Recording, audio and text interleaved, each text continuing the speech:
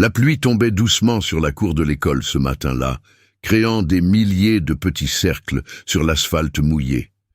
Les enfants couraient dans tous les sens, leurs cartables colorés rebondissant sur leur dos, leur rire se mêlant au bruit des gouttes d'eau. C'était une matinée ordinaire à l'école Sainte-Marie, ou du moins c'est ce que tout le monde pensait. Au milieu de cette agitation matinale, une silhouette immobile attirait l'attention. Un petit garçon d'environ 9 ans se tenait là, au centre de la cour, comme une île perdue dans un océan de mouvement. Ses yeux, d'un bleu presque transparent, regardaient droit devant lui sans vraiment voir. Ses mains tremblaient légèrement, non pas de froid, mais d'une anxiété palpable qui semblait émaner de tout son être. Les autres enfants passaient près de lui, certains le frôlant presque, mais personne ne s'arrêtait. Quelques-uns chuchotaient entre eux, des mots cruels à peine audibles, mais suffisamment perceptibles pour blesser. C'est le nouveau. Il est bizarre. Pourquoi il reste planté là? L'enfant tournait légèrement la tête à chaque son, essayant de s'orienter dans cet espace qui lui était totalement étranger. Marcel Dubois, le concierge de l'école depuis 15 ans, observait la scène depuis l'entrée du bâtiment principal. Ses mains calleuses tenaient fermement son balai, mais son regard était fixé sur l'enfant. Il avait vu beaucoup de choses durant toutes ces années passées à nettoyer les couloirs et à réparer ce qui était cassé, mais quelque chose dans la vulnérabilité de ce petit garçon le touchait profondément. Il posa son balai contre le mur et s'avança lentement vers l'enfant. La pluie mouillait ses cheveux grisonnants, mais il ne semblait pas s'en soucier. À chaque pas, il observait le garçon avec une attention particulière, la façon dont ses mains tâtonnaient légèrement l'air devant lui, la manière dont il penchait la tête pour mieux entendre, tout cela racontait une histoire que Marcel comprenait sans avoir besoin de mots. Arrivé près de l'enfant, Marcel s'accroupit doucement. Ce simple geste, si ordinaire en apparence, allait changer bien plus de vie qu'il ne pouvait l'imaginer. Il ne savait pas qu'une caméra de surveillance, installée récemment dans la cour, capturait ce moment avec une clarté cristalline. « Bonjour, mon garçon », dit Marcel d'une voix douce, presque un murmure. L'enfant sursauta légèrement et tourna la tête vers la source de la voix. « Je m'appelle Marcel, tu as l'air un peu perdu. » Le garçon hocha timidement la tête. « Je ne trouve pas ma classe, » admit-il d'une voix à peine audible. « Maman m'a laissé à l'entrée, mais... » Sa voix se brisa légèrement. Marcel sentit son cœur se serrer. Il reconnaissait cette détresse, cette peur de l'inconnu qui pouvait paralyser un enfant. Sans hésiter, il tendit doucement sa main vers le garçon. « Comment tu t'appelles ?»« Lucas, » répondit l'enfant. « Eh bien, Lucas, est-ce que tu veux que je t'aide à trouver ta classe ?» Marcel garda sa voix calme et rassurante. Il avait remarqué que l'enfant ne réagissait pas visuellement à ses gestes, confirmant ce qu'il avait suspecté. Lucas tendit sa petite main dans le vide, cherchant celle de Marcel. Quand leurs doigts se touchèrent, quelque chose de magique se produisit. Ce n'était pas visible pour les autres, mais Marcel le sentit, une connexion, fragile comme un fil de soie, mais réelle et profonde. « Ta main est chaude », dit Lucas avec un petit sourire, le premier depuis qu'il était arrivé à l'école. Marcel sourit aussi, même si l'enfant ne pouvait pas le voir. « C'est parce que j'ai bu un bon café ce matin. Maintenant, dis-moi, tu es en quelle classe ?»« CE2, avec Madame Lefort », répondit Lucas, sa voix gagnant un peu en confiance. Pendant qu'il parlait, la cour continuait son ballet matinal. Les enfants couraient toujours, les professeurs commençaient à arriver, mais autour de Marcel et Lucas, c'était comme si le temps s'était ralenti. Quelques élèves s'étaient arrêtés pour observer la scène, intrigués de voir le concierge, habituellement silencieux, interagir avec le nouveau. « Tu sais quoi, Lucas ?» dit Marcel en se relevant lentement, gardant la main de l'enfant dans la sienne. « Je connais un chemin secret pour aller à la classe de Madame Lefort. Un chemin où on entend les oiseaux chanter même quand il pleut. » Les yeux de Lucas s'illuminèrent. « Vraiment ? » ?»« Vraiment. Mais d'abord, il faut que je te dise quelque chose d'important. Ici, dans cette école, tu n'es jamais seul. D'accord ? Si jamais tu te sens perdu, Tu peux demander de l'aide. Il y aura toujours quelqu'un pour te tendre la main. Lucas serra un peu plus fort la main de Marcel. Promis? Promis, répondit Marcel avec une sincérité qui venait du plus profond de son être. Ils commencèrent à marcher lentement vers le bâtiment. Marcel décrivait doucement ce qui les entourait. À ta droite, il y a le grand marronnier. En automne, ses feuilles deviennent dorées et font un bruit de papier froissé quand on marche dessus. À gauche, c'est le terrain de basket-ball. Tu entends le bruit du ballon qui rebondit? Lucas hochait la tête, absorbant chaque information. Sa peur initiale commençait à se dissiper, remplacée par une curiosité prudente. Ce que ni Marcel ni Lucas ne savaient, c'est que leur interaction était observée par plusieurs pères Dieu. Depuis la fenêtre de son bureau, au 2e étage, Madame Rousseau, la directrice de l'école, regardait la scène avec une attention particulière. Elle avait été informée de l'arrivée de Lucas, un enfant aveugle qui intégrait l'école dans le cadre du programme d'inclusion. Elle s'était inquiétée de comment se passerait sa première journée. En voyant Marcel guider l'enfant avec tant de douceur et de patience, elle sentit une émotion qu'elle n'avait pas ressentie depuis longtemps. Dans un monde où tout allait toujours trop vite, où l'efficacité primait souvent sur l'humanité, ce simple geste de bonté brillait comme une lumière dans l'obscurité. « Attention, il y a 3 marches ici », prévint Marcel, alors qu'ils approchèrent de l'entrée. « Je vais compter avec toi. 1. Il aida Lucas à lever le pied. 2. 3. Voilà, champion. » Lucas sourit largement. « Champion », répéta-t-il doucement, savourant le mot. Dans le hall d'entrée, l'atmosphère changea. L'écho de leurs pas résonnait différemment, et Lucas pencha la tête, écoutant. « Ça sonne grand ici, » observa-t-il. « Très grand, » confirma Marcel. « Le plafond est si haut qu'on pourrait y faire voler des cerfs-volants. Et tu sais quoi? Parfois, quand il n'y a personne, j'aime bien chanter ici. L'écho rend ma voix plus belle. » Lucas gloussa. « Vous chantez? »« Pas très bien, mais j'essaie. Tu aimes chanter, toi? »« Oui, mais maman dit que je chante faux, » admit Lucas avec une pointe de tristesse. Marcel s'arrêta un instant. « Tu sais ce que je pense? Je pense que chanter faux, ça n'existe pas. Chanter, c'est laisser son cœur s'exprimer. Et ça ne peut jamais être faux. » Ils continuèrent leur chemin dans les couloirs.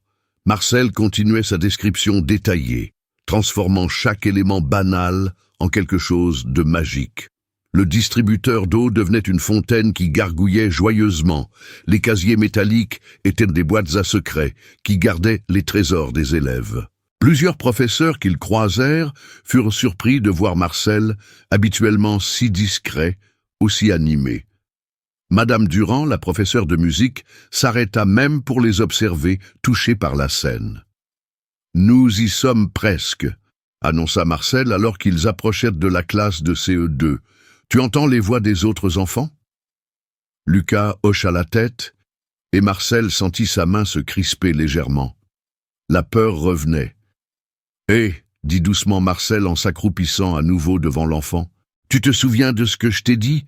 Tu n'es pas seul. Et tu sais quoi d'autre? Tu es courageux, très courageux. » « Je ne me sens pas courageux, » murmura Lucas. « Le courage, ce n'est pas de ne pas avoir peur, c'est d'avancer même quand on a peur. Et c'est exactement ce que tu fais maintenant. » La porte de la classe s'ouvrit soudainement et Madame Lefort apparut. C'était une femme d'une 50aine d'années, au sourire chaleureux. « Ah, voilà notre nouveau camarade. Bonjour Lucas, je t'attendais. » Elle regarda Marcel avec gratitude. « Merci, monsieur Dubois. » Marcel se releva, lâchant doucement la main de Lucas. « Lucas, voici Madame Lefort. Elle a la voix la plus douce de toute l'école et elle raconte les meilleures histoires. » Madame Lefort tendit sa main vers Lucas. « C'est vrai, j'adore raconter des histoires. Est-ce que tu aimes les histoires, Lucas ?» L'enfant hocha timidement la tête et prit la main de l'enseignante. Avant d'entrer dans la classe, il se tourna vers l'endroit où il pensait que Marcel se trouvait. « Monsieur Marcel ?»« Oui, Lucas. Merci pour le chemin secret. » Marcel sentit sa gorge se serrer d'émotion. De rien, champion. Passe une belle journée. » Alors que Lucas entrait dans la classe, guidé par Madame Lefort, Marcel resta un moment dans le couloir. Il ne savait pas pourquoi ce simple geste l'avait tant ému. Peut-être était-ce la vulnérabilité de l'enfant, ou peut-être quelque chose de plus profond, un écho de son propre passé qu'il gardait enfoui. Il retourna lentement vers la cour pour récupérer son balai. La pluie avait cessé et les premiers rayons de soleil perçaient à travers les nuages. La cour était maintenant vide, tous les élèves étant en classe. En reprenant son balai, Marcel ne remarqua pas la petite lumière rouge de la caméra de surveillance qui clignotait doucement. Il ne savait pas que son geste simple et spontané avait été enregistré, capturé dans ses moindres détails. Il ne savait pas non plus que cette vidéo allait bientôt circuler, touchant des cœurs qu'il n'aurait jamais imaginé pouvoir atteindre. Pour l'instant, il était simplement Marcel, le concierge qui avait aidé un enfant perdu à trouver son chemin. Mais parfois, les gestes les plus simples sont ceux qui résonnent le plus fort. Et ce matin-là, dans cette cour d'école mouillée par la pluie, quelque chose d'extraordinaire venait de commencer. La directrice, toujours à sa fenêtre, essuyait discrètement une larme. Elle avait vu beaucoup de choses en 20 ans de direction, mais ce moment resterait gravé dans sa mémoire. Elle prit son téléphone et composa un numéro. « Allô, Jean? C'est Marie Rousseau. Oui, je sais qu'il est tôt. Écoute, je viens d'assister à quelque chose. Non, rien de grave. Au contraire, je crois qu'on devrait se réunir. J'ai une idée. » Elle raccrocha et regarda une dernière fois vers la cour où Marcel continuait son travail, inconscient du fait que sa vie était sur le point de changer.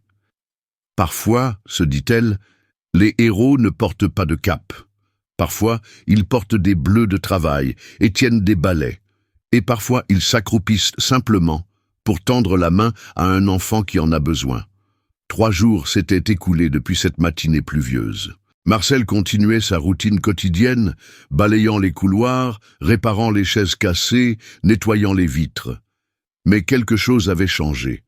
Chaque matin, il guettait l'arrivée de Lucas, et chaque matin, le petit garçon cherchait sa voix familière dans le brouhaha de la cour. Ce matin-là, Marcel était dans la réserve, organisant ses produits de nettoyage, quand des images surgissaient dans son esprit sans prévenir. Des souvenirs qu'il avait soigneusement enfermés pendant des années remontaient à la surface, déclenchés par sa rencontre avec Lucas. Il revoyait Antoine, son fils. Antoine qui avait eu 8 ans quand la maladie avait commencé à voler sa vue. Antoine qui s'accrochait à sa main exactement comme Lucas l'avait fait. Antoine qui n'avait pas eu la chance de grandir, emporté par la même maladie qui lui avait pris la lumière. Marcel s'appuya contre le mur, fermant les yeux. 15 ans.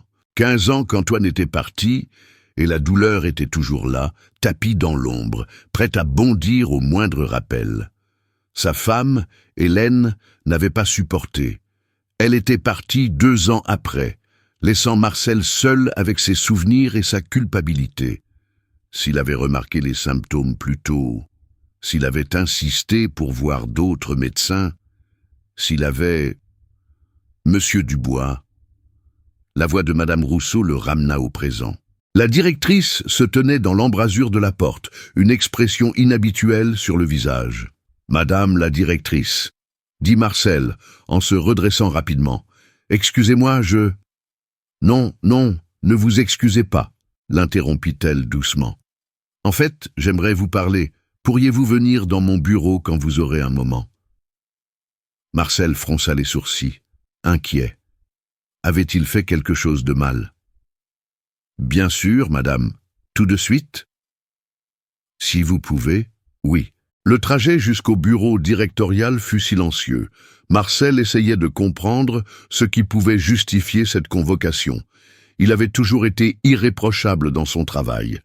Dans le bureau, Madame Rousseau lui indiqua une chaise.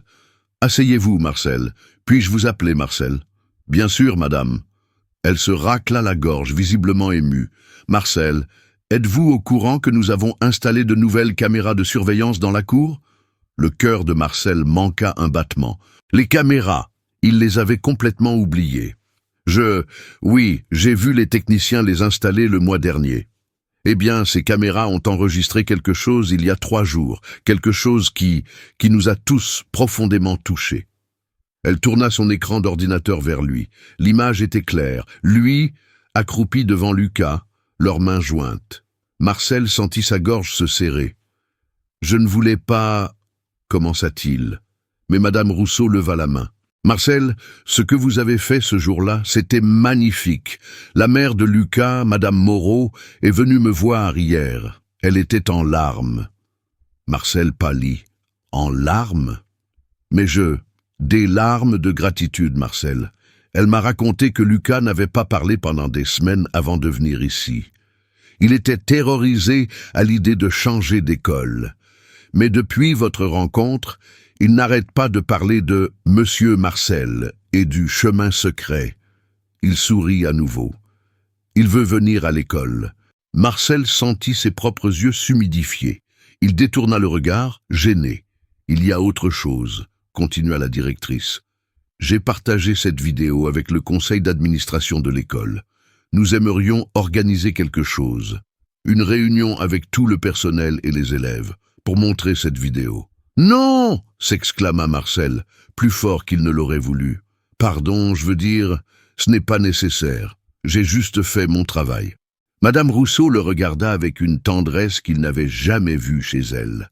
« Non, Marcel, vous avez fait bien plus que votre travail. Vous avez montré ce que signifie vraiment l'inclusion, ce que signifie vraiment l'humanité. » À ce moment-là, on frappa à la porte. « Entrez !» dit la directrice.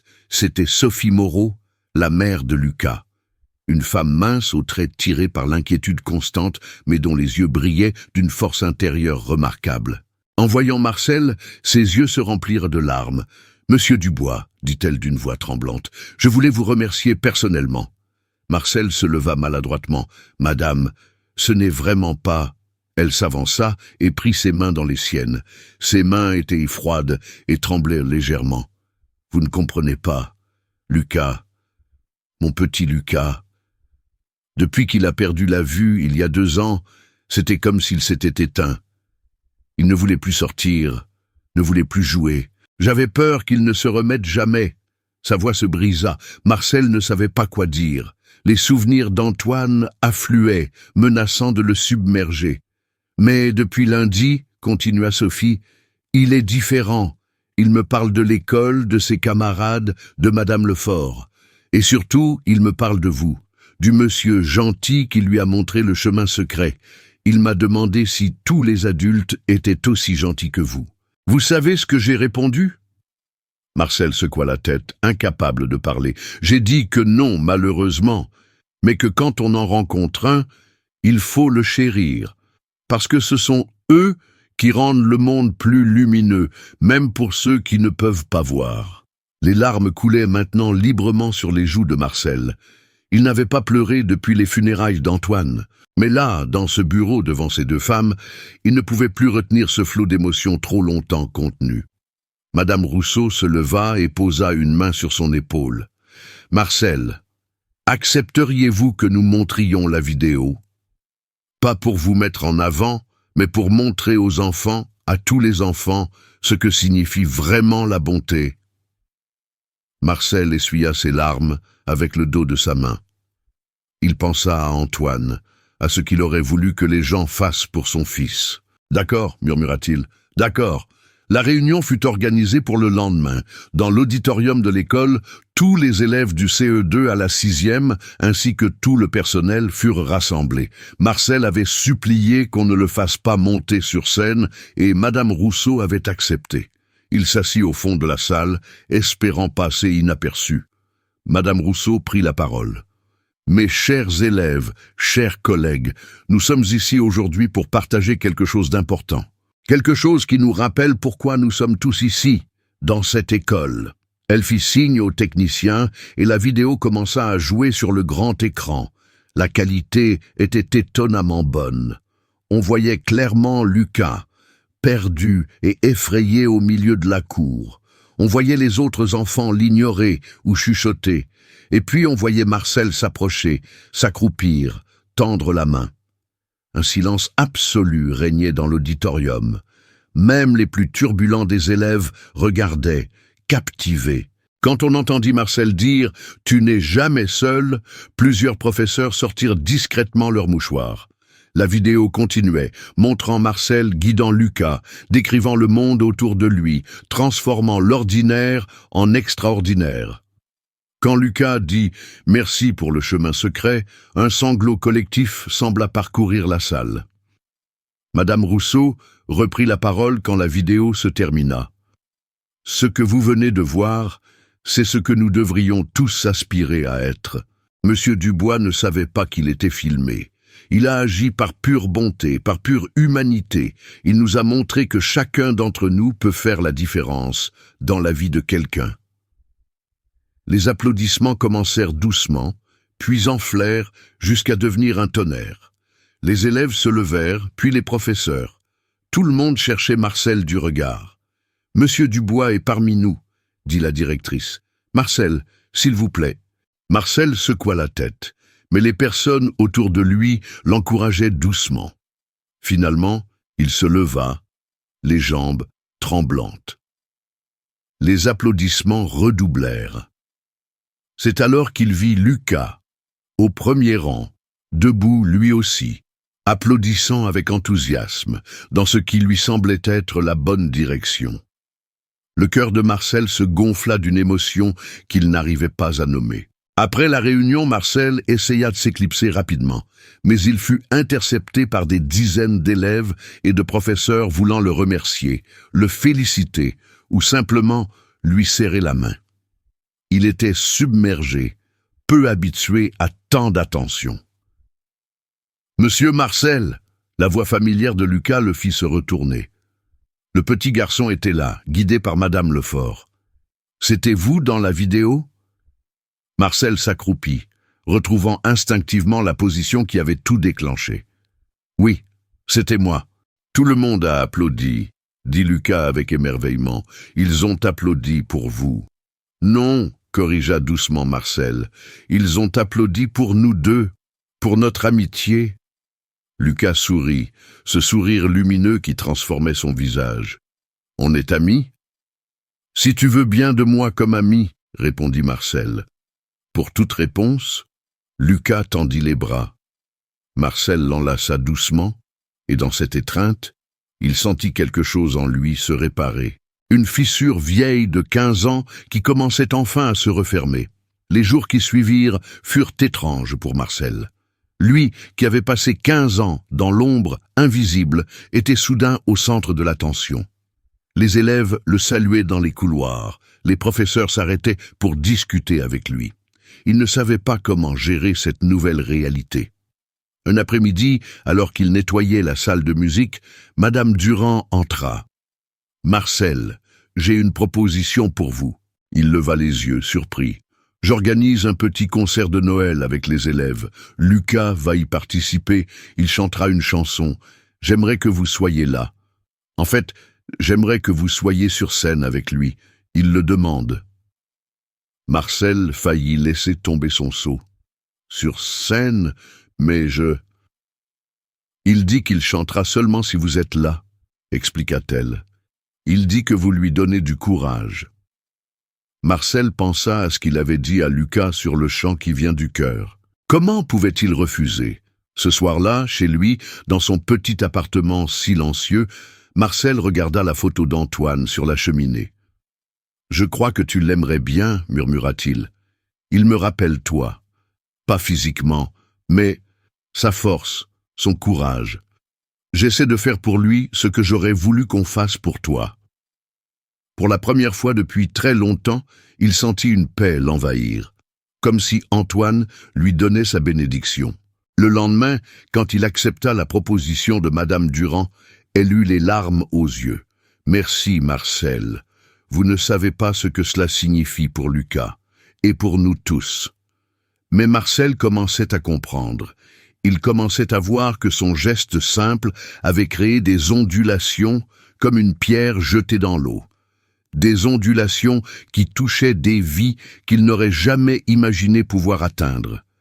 Et quelque part, dans tout cela, Il commençait aussi à se pardonner, à comprendre qu'aider Lucas n'effacerait jamais la perte d'Antoine, mais que peut-être, juste peut-être, c'était sa façon d'honorer la mémoire de son fils. Ce que personne ne voyait jusqu'à maintenant, c'était la profondeur de la blessure de Marcel. Mais ce que tout le monde commençait à voir, c'était la profondeur de sa bonté.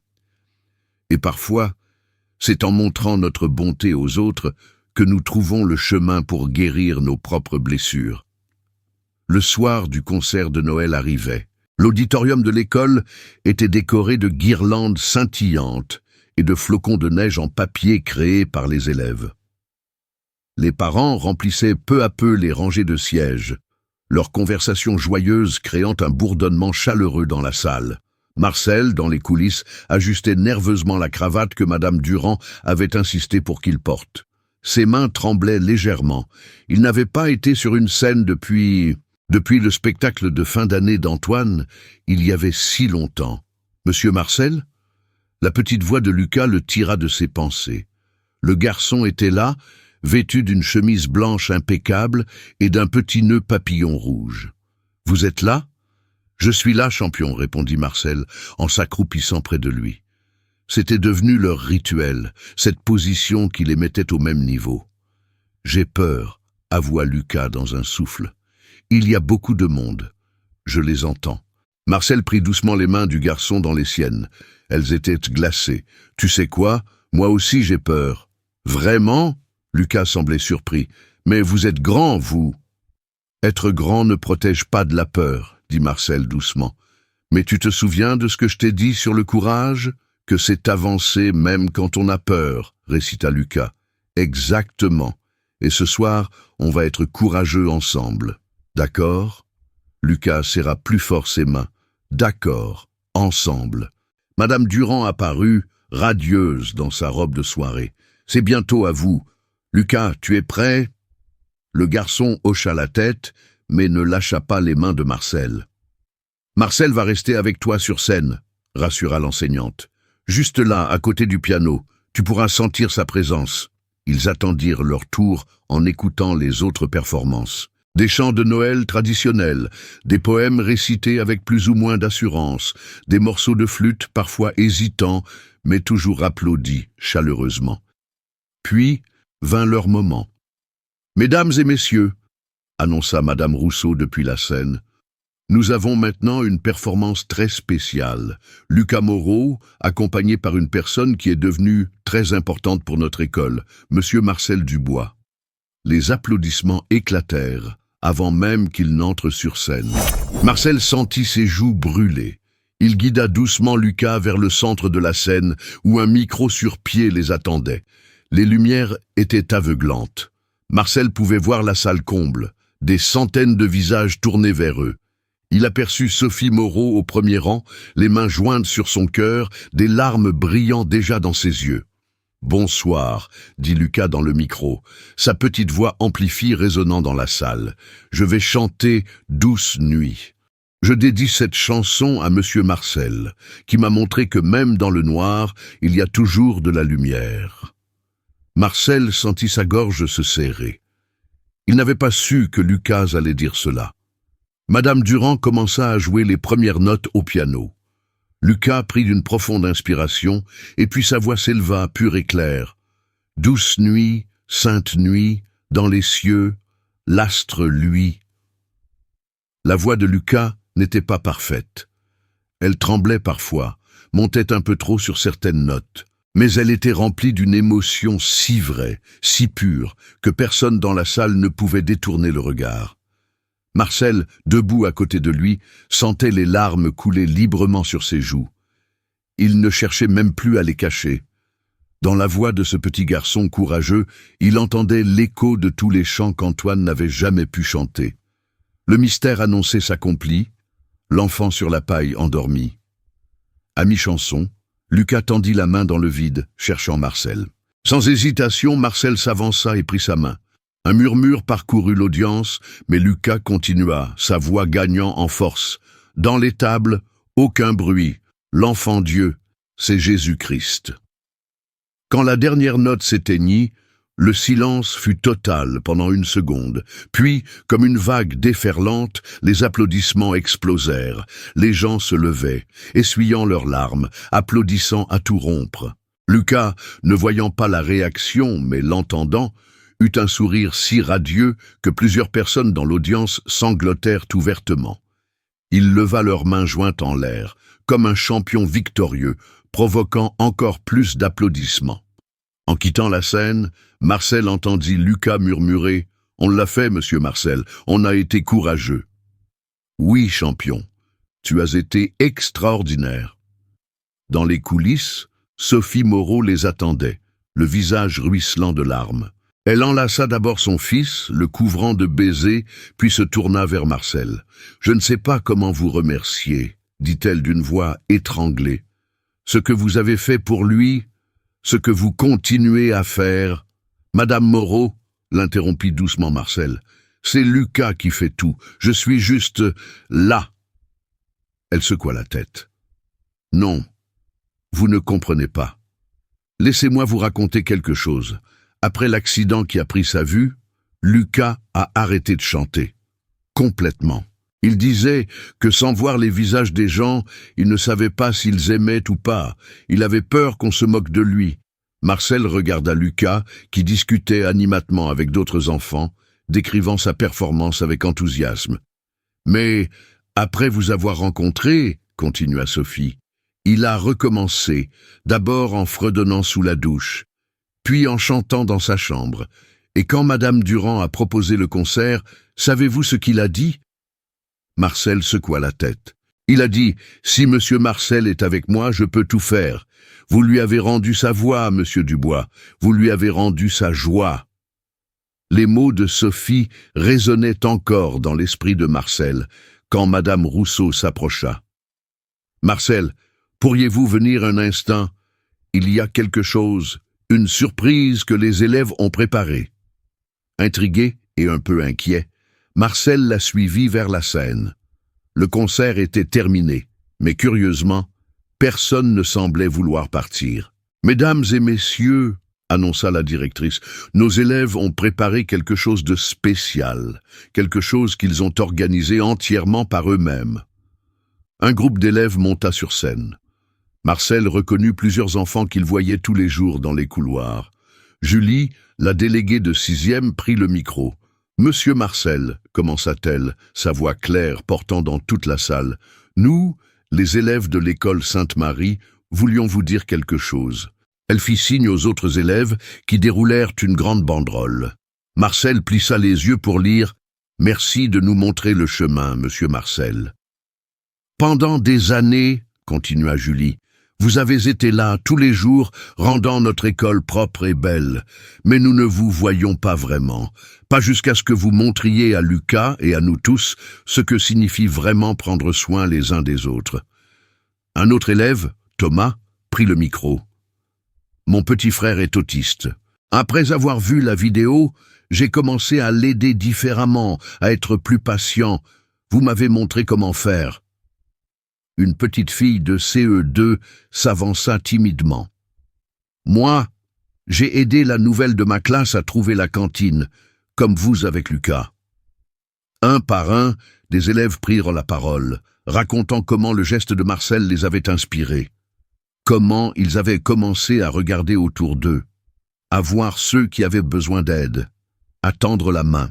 Marcel était debout là, abasourdi, les larmes coulant sans retenue sur son visage. Il n'avait jamais imaginé, jamais pensé qu'un simple geste pouvait avoir de telles répercussions. « Et donc, » conclut Julie, « nous avons tous contribué pour vous offrir ceci. » Lucas s'avança, guidé par Madame Lefort, portant une boîte enveloppée. « C'est pour vous, monsieur Marcel, » dit-il fièrement. Les mains tremblantes, Marcel ouvrit le paquet. À l'intérieur, il y avait un album photo. Sur la première page, une photo de lui et Lucas, prise sans qu'ils s'en aperçoivent, marchant main dans la cour. En dessous, écrit dans une belle calligraphie. Parfois, les héros ne portent pas de cape. Parfois, ils tendent simplement la main. Les pages suivantes étaient remplies de dessins d'enfants, de messages, de photos prises au fil des semaines. Marcel le représentait en super-héros, Marcel aidant différents élèves, Marcel souriant, Marcel travaillant. Chaque page racontait l'histoire d'un homme qui avait touché des vies sans même s'en rendre compte. « Regardez la dernière page », encouragea Lucas. Marcel tourna les pages jusqu'à la fin. Là, il y avait une photo de toute l'école rassemblée dans la cour, formant les mots « Merci Marcel » avec leur corps. En dessous, des centaines de signatures et de petits messages. C'était trop. Marcel tomba à genoux, submergé par l'émotion. Lucas s'approcha immédiatement, trouvant son chemin grâce aux sanglots qu'il entendait. « Ne pleurez pas, monsieur Marcel », dit le petit garçon en posant sa main sur l'épaule de l'homme. Ce sont des larmes heureuses, n'est-ce pas? Oui, réussit à dire Marcel entre deux sanglots. Les plus heureuses de ma vie. Madame Rousseau s'approcha. Marcel, l'école a également décidé quelque chose. Nous créons un nouveau poste, coordinateur de l'inclusion et du bien-être des élèves. Nous aimerions que vous l'occupiez. Vous continueriez votre travail actuel, mais vous auriez aussi pour mission d'aider les élèves qui en ont besoin, comme vous l'avez fait avec Lucas. Marcel leva les yeux incrédule. « Mais je ne suis qu'un concierge. Je n'ai pas de diplôme pour ça. »« Vous avez quelque chose de bien plus précieux, » répondit la directrice. « Vous avez le cœur, et c'est ce dont nos enfants ont le plus besoin. » La salle entière retenait son souffle, attendant sa réponse. Marcel regarda Lucas qui souriait dans sa direction. Il pensa à Antoine, à ce qu'il aurait voulu pour son fils. Il pensa à tous ces enfants qui avaient peut-être besoin d'une main tendue, d'une voix douce, d'un chemin secret pour traverser leur peur. « J'accepte », dit-il finalement, déclenchant une nouvelle vague d'applaudissements. Plus tard, alors que la salle se vidait lentement, Marcel se retrouva assis sur le bord de la Seine, Lucas à côté de lui. L'album photo était posé sur ses genoux. « Monsieur Marcel ? Oui, Lucas.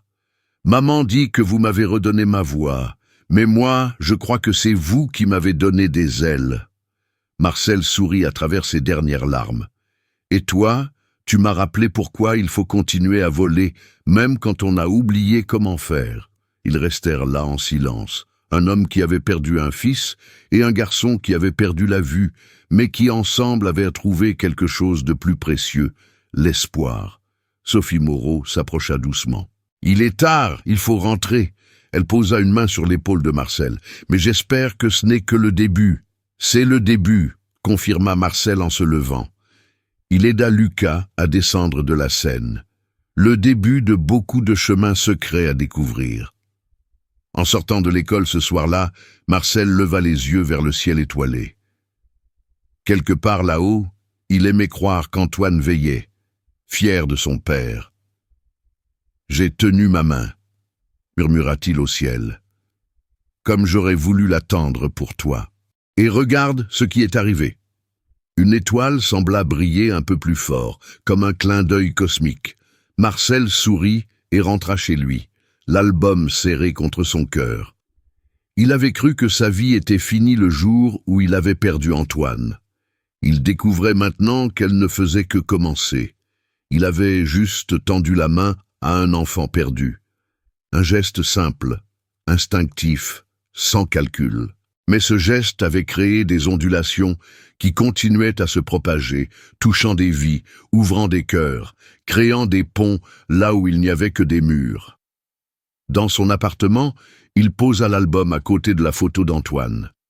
« J'ai une famille à nouveau, » dit-il à la photo. « Une grande, belle, chaotique famille de 500 élèves, et tout ça parce que j'ai fait ce que tu m'avais appris, tendre la main quand quelqu'un en a besoin. » Le lendemain matin, quand Marcel arriva à l'école, Lucas l'attendait déjà dans la cour, souriant. « Monsieur Marcel, j'ai une nouvelle chanson à vous apprendre. » Et tandis que le petit garçon chantait, sa voix claire montant dans l'air frais du matin, Marcel réalisa que chaque jour apportait maintenant une nouvelle opportunité de faire la différence. Chaque enfant qu'il croiserait pourrait avoir besoin de ce qu'il avait à offrir. Pas des grands discours ou des solutions miracles, mais simplement une présence, une main tendue, une voix qui dit « Tu n'es pas seul ». Les semaines passèrent. Marcel commença son nouveau rôle avec la même humilité qu'il avait toujours eue. Il créa ce qu'il appelait les pauses courage, des moments où les enfants anxieux ou tristes pouvaient venir le trouver dans son nouveau petit bureau, aménagé dans l'ancienne réserve. Un jour, c'était Emma qui avait peur de lire devant la classe à cause de son bégaiement. Marcel lui raconta l'histoire d'un roi qui bégayait, mais qui était devenu le plus grand orateur de son royaume. Un autre jour, c'était Karim qui se sentait différent parce qu'il venait d'arriver de Syrie et ne parlait pas bien français. Marcel lui montra que être différent était une force, pas une faiblesse, mais c'était toujours avec Lucas que le lien restait le plus fort. Le garçon avait fait de Marcel son héros personnel, mais Marcel savait que c'était réciproque. Lucas lui avait redonné un but, une raison de sourire chaque matin. Un matin de printemps, 6 mois après leur première rencontre, Lucas arriva à l'école avec une excitation palpable. « Monsieur Marcel, j'ai quelque chose d'important à vous dire. »« Qu'est-ce qui se passe, champion ?»« Les docteurs, ils disent qu'il y a un nouveau traitement. Peut-être que je pourrais voir un peu, pas tout, mais des formes, de la lumière. » Marcel sentit son cœur bondir. « C'est merveilleux, Lucas. » « Mais vous savez quoi, continua le garçon, même si ça ne marche pas, ça va. Parce que vous m'avez appris que voir, ce n'est pas seulement avec les yeux, on peut voir avec le cœur aussi. Cette sagesse, venant d'un enfant de 9 ans, bouleversa Marcel une fois de plus. Le jour de la fin de l'année scolaire, une cérémonie spéciale fut organisée.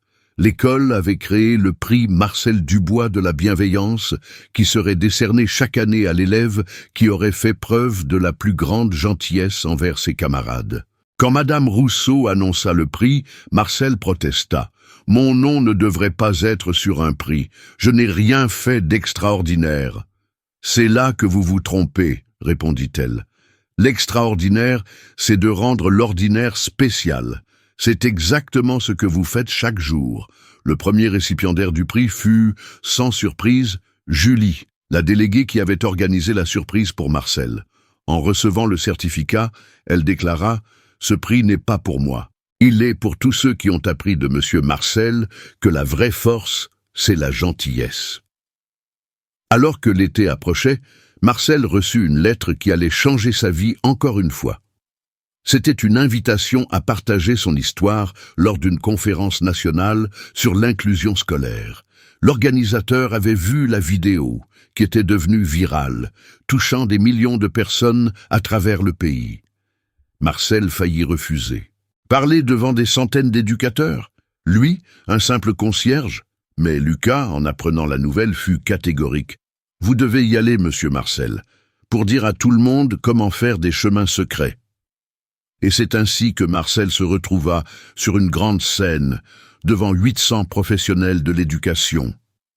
Les jambes tremblantes, la voix hésitante au début, il raconta son histoire. Il parla d'Antoine, de sa perte, de ses années de solitude. Il parla de Lucas, de cette main tendue un matin de pluie, et de tout ce qui avait suivi. « Je ne suis pas un expert, conclut-il. Je ne suis qu'un homme qui a appris que parfois, le plus grand cadeau qu'on puisse offrir à quelqu'un, c'est de lui montrer qu'il n'est pas invisible, que sa présence compte, que quelqu'un le voit vraiment, même s'il ne peut pas voir lui-même. » La standing ovation dura 5 minutes complètes. De retour à l'école, Marcel trouva Lucas qui l'attendait avec impatience. « Alors, comment c'était ?»« Terrifiant, » admit Marcel en riant. « Mais je l'ai fait, comme toi au concert de Noël. » « On est courageux, nous deux, » déclara fièrement Lucas. L'été passa, et à la rentrée, Marcel découvrit que son histoire avait inspiré des dizaines d'écoles à créer des postes similaires aux siens. Des concierges, des gardiens, du personnel non enseignant étaient formés pour être des anges gardiens pour les élèves en difficulté. Un soir d'automne, alors que les feuilles du marronnier tombaient doucement dans la cour, Marcel retrouva Lucas assis sur leur banc habituel. « Monsieur Marcel, je veux vous dire un secret, » chuchota le garçon. « Je t'écoute. » « Le traitement, ça marche un peu. Je vois des ombres maintenant, et ce matin j'ai vu quelque chose. Qu'est-ce que tu as vu? Votre silhouette. Je sais que c'était vous parce que vous étiez accroupi, comme la première fois. Marcel sentit les larmes monter. Et qu'est-ce que tu as pensé en me voyant? Lucas sourit, ce sourire qui illuminait toujours le cœur de Marcel. J'ai pensé que les anges, finalement, ils existent vraiment. Ils portent juste des bleus de travail. Ce soir-là, en rentrant chez lui, Marcel s'arrêta devant la tombe d'Antoine pour la première fois depuis des années. Il déposa l'album photo que les élèves lui avaient offert sur la pierre tombale. « Regarde, mon fils, murmura-t-il. Regarde ce que ton papa a fait. J'ai tenu des mains, comme j'aurais voulu tenir la tienne plus longtemps. J'ai guidé des enfants perdus, comme j'aurais voulu te guider. Et tu sais quoi? Je crois que c'était ça, ta dernière leçon. Me montrer que l'amour qu'on ne peut plus donner à une personne, on peut le multiplier et le donner au monde. » Une brise douce fit danser les feuilles autour de lui, et Marcel sourit à travers ses larmes. En repartant, il pensa à tous les Lucas qui l'attendaient, tous ces enfants qui avaient besoin de quelqu'un pour leur montrer le chemin. Il n'était qu'un homme, avec ses blessures et ses cicatrices, mais il avait découvert le secret le plus précieux. Parfois, c'est en aidant les autres à trouver leur chemin qu'on trouve enfin le sien. Il avait juste tendu la main à un enfant aveugle un matin de pluie. Un geste simple, sans prétention. Mais ce geste avait allumé une lumière qui continuait à briller, à grandir, à se propager. Une lumière qui montrait que dans ce monde parfois si sombre, il suffit parfois d'une main tendue pour tout changer. Et tandis que Marcel Dubois, concierge devenu ange gardien, rentrait chez lui ce soir-là, quelque part dans la ville, un enfant racontait à ses parents l'histoire du monsieur qui savait créer des chemins secrets. L'histoire continuait, le cercle de lumière s'élargissait, et la leçon simple mais profonde se transmettait. Nous avons tous le pouvoir de changer une vie. Il suffit de tendre la main. Il avait juste tendu la main, mais c'est tout un monde qui l'a soulevé.